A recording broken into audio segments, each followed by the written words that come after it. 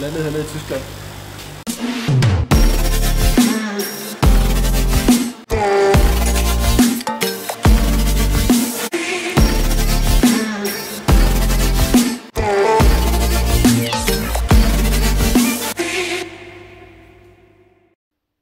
I dag skal vi en tur til Tyskland.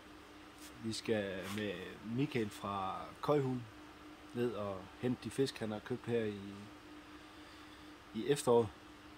De er kommet hjem fra Japan til den her tyske grossist, som vi skal ned og besøge. Michael spurgte tilbage i december måned, om jeg ikke kunne tænke mig at komme med på den tur her. Og det havde jeg jo svært ved at takke nej til.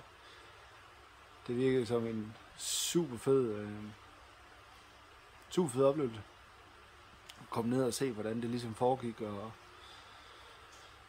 med de her fisk. For mig der startede dagen cirka 0:34 på Fyn. Efterfulgt af små 2 timers køretur over til Michael, over Storebæltsbroen og ned til Falster.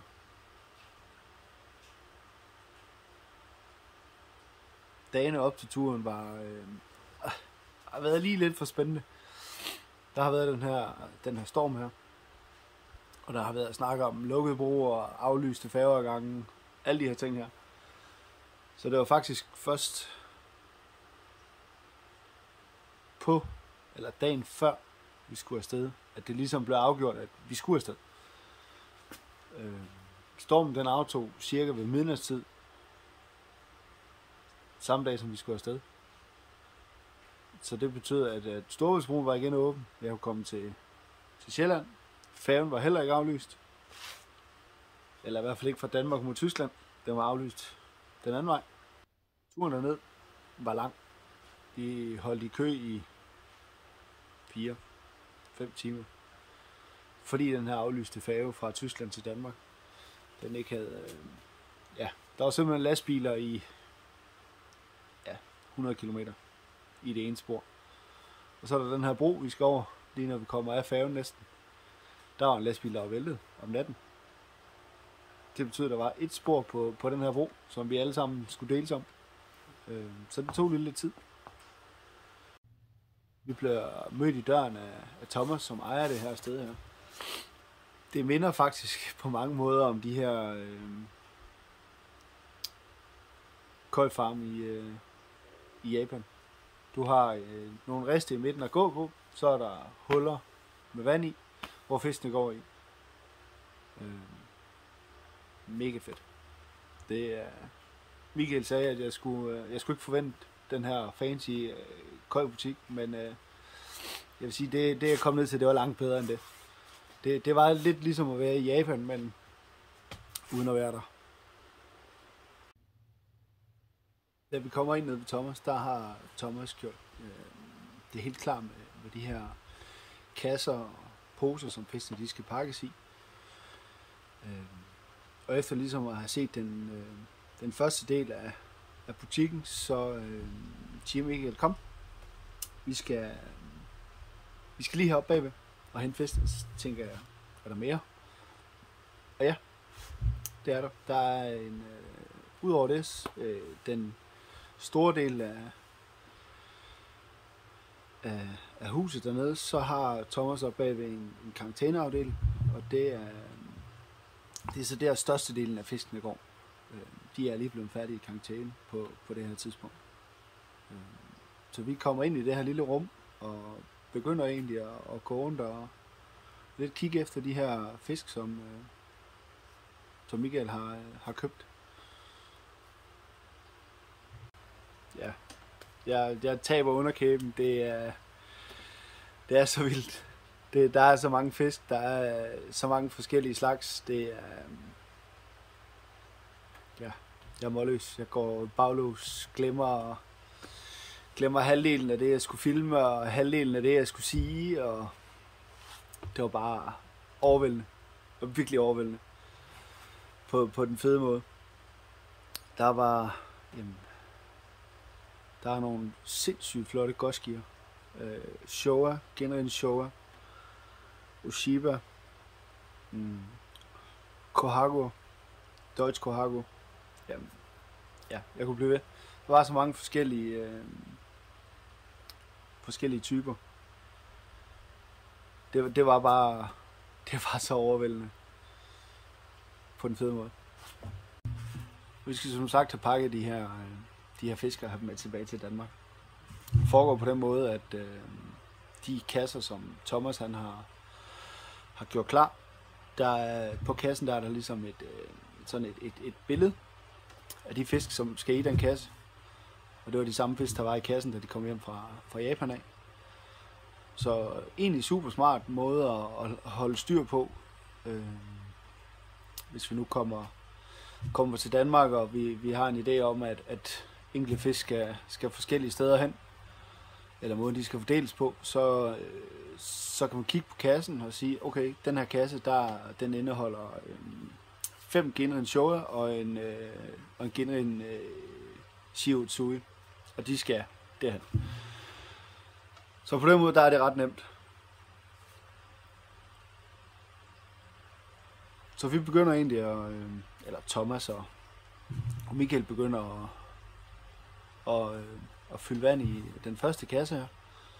Vi fanger fisk op, og Thomas han har et stykke papir på, hvor han har et billede af de fisk, der skal være i den kasse her, så vi kan sige, at det er den her, eller det er de her 5, 6, 8 fisk, der skal i den her kasse. Fordi der går flere kasser i samme kar, som andre kunder har, eller andre butikker har købt. Og for at være sikker på, at det er de rigtige fisk, der kommer de rigtige steder hen, så bliver fiskene, hver gang de er fanget, bliver lige kigget på i gang pause, og siger, det er den her, den krydser lige af. Og så i posen, og så næste. Og det er egentlig måden, det kørte på dernede med alle de her nogle 20 kasser, vi var igennem. Når fiskene de så er puttet i poserne, og alle sammen er der, så kører vi dem ud i lagerhallen. Der kommer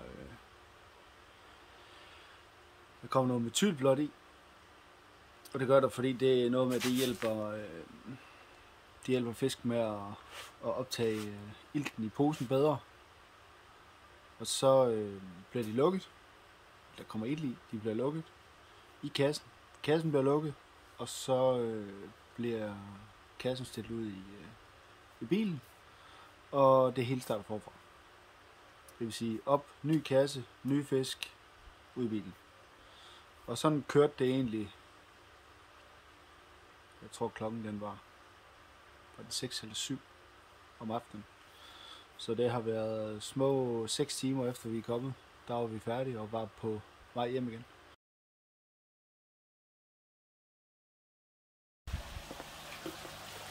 Så er vi tilbage i Danmark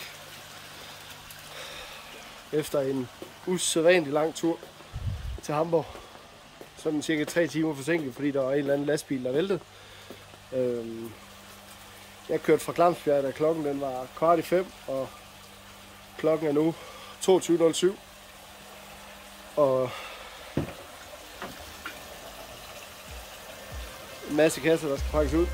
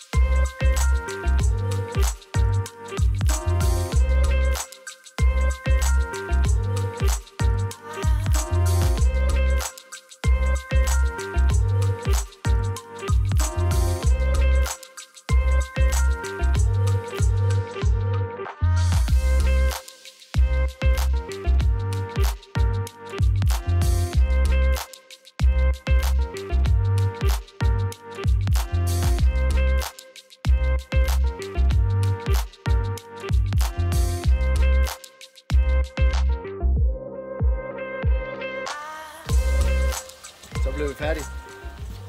Klokken er 1:30. Og vi er nu færdige med at sætte alle fiskene i.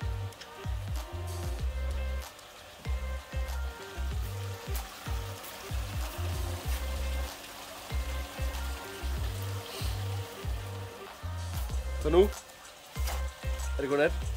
Vi ses i morgen.